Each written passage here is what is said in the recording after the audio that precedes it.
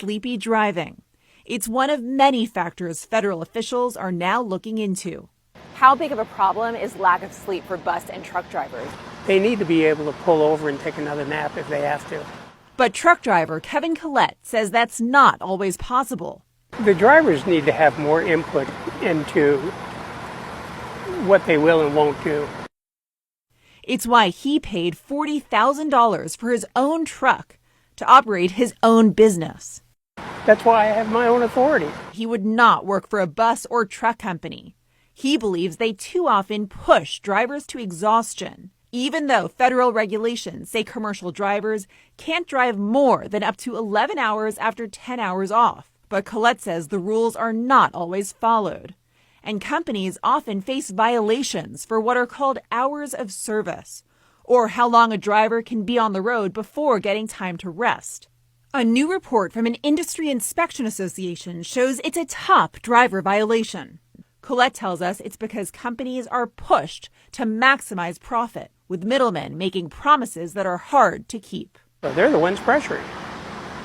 You know, you make a promise to the customer, hey, I'll move that for, $1,000 and I'll get it down there in 4 hours. But the driver hasn't slept. And then sleep becomes harder. You get all hopped up on caffeine and 5-hour energy and you don't sleep. Attorney Ryan Zell says it's putting everyone on the road in danger. He represents people who've been injured by bus and truck drivers. They're not breathing properly in the middle of the night. A common problem he sees, obstructive sleep apnea. It's a serious sleep disorder that happens when breathing starts and stops throughout the night, leading to lack of sleep. Research by the Federal Motor Carrier Safety Administration shows about 1 in 3 commercial drivers have the condition. And so they're sleep deprived. For other reasons, too.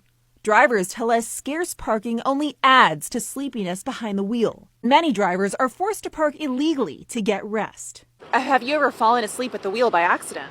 I've been to that point where I was looking for somewhere to park and there was nowhere. I could feel the fatigue setting in. I knew I needed to get somewhere safe and parked, and I blinked my eyes and I woke up and I was probably 100 feet down the road, and it scared me.